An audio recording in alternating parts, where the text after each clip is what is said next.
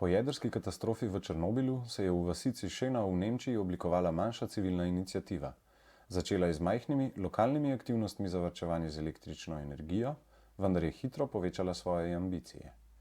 Energetski uporniki so uspešno izvedli referendum in kampanjo množičnega financiranja, kar jim je omogočilo, da so odkupili lokalno električno omrežje in dobavljali le elektriko, ki ni iz jedrskih virov.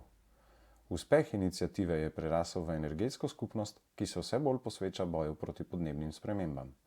Govorili smo z dr. Evo Stegen o tem, kaj je spodbudilo državljane Schönaja, da so postali aktivni. Die geballte Arroganz der Macht, die ihnen entgegengeschlagen ist vom lokalen Monopolist, die hat so rebellische Energien freigesetzt, dass die Leute sich irgendwann dass die Leute irgendwann die wahnsinnige Idee ausgebrütet haben, wir machen unsere Stromversorgung selber.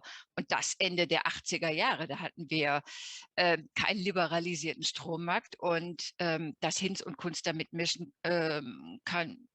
Das war so nicht gedacht. Also da hat der verzweifelte Monopolist dann auch gesagt, ja, wo soll das denn hinführen, wenn aus Atomkraftgegnern plötzlich Stromversorger werden? Ja, und wo das hinführt, das sehen wir heute bei uns.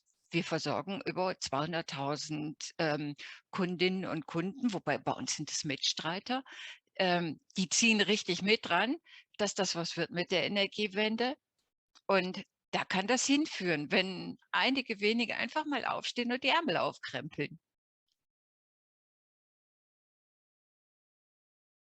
Das heißt, die fallen nicht vom Himmel, sondern die kommen irgendwo her. Und oftmals ist die Initialzündung eine super geile Selbstwirksamkeitserfahrung.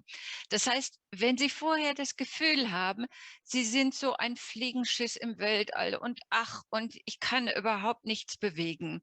Und dann haben Sie die Möglichkeit, als winziges Menschlein mit einer winzigen Nadel einem fetten Dinosaurier in den Arsch zu pieken und das Viech jault auf und bewegt sich. Und das haben Sie geschafft. Dann denken Sie, boah, wie Droge, das möchte ich noch mal.